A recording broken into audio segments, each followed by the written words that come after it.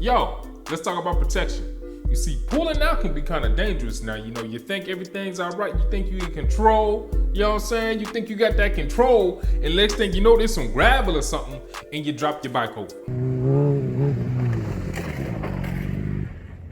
And parking lots be dangerous, man. So there's all different types of protection. You got frame sliders, case covers, axle sliders, fork protectors, all kinds of stuff. And I want to talk to y'all about that. So like most things in life, there's pros and cons to everything. So you got to weigh your options and make an informed decision that suits you. Now, when this was a street bike that I'd occasionally take to the track, I had frame sliders on it. A lot of people don't like frame sliders though. With that puck sticking out, there's a possibility that that'll catch on something and get your bike to start flipping. The good thing about frame sliders is most of them, they stick out past your bodywork, so they also help prevent damaging your bodywork. Now, another option is also the stunt cage. I think stunt cages might be the best form of protection, but I'm guessing a lot of organizations probably don't allow them on track. And I can see why. Those are some pretty sturdy, robust things, but they're great for stunting, you know, low speed crashes. I just don't know how they'll treat the bike in a high speed scenario.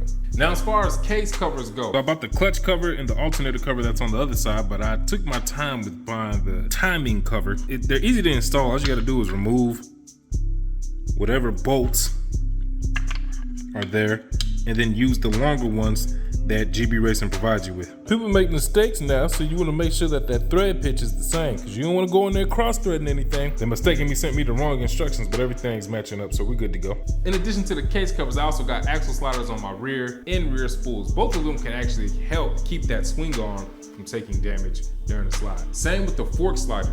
You see it's rounded, mine's taking damage. I should probably replace them, but they've been doing a good job. I'm pretty happy with them. Now, I have crashed with frame sliders on in my case covers, of course. I've done a high-speed crash with the frame sliders and nothing too serious happened, except that bolt bent.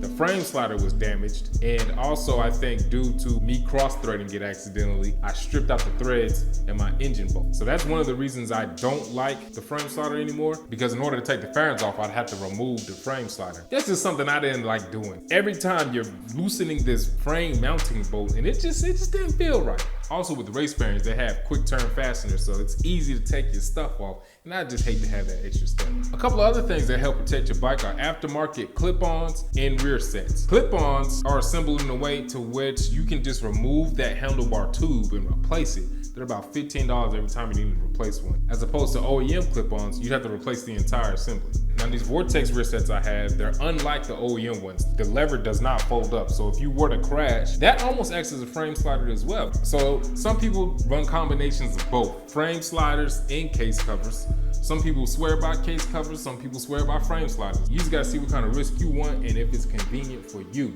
Just like there's lots of ways to skin a cat, there's lots of ways to protect your bike. I hope y'all stay blessed. Don't be too stressed. Master Yoshi out. Peace.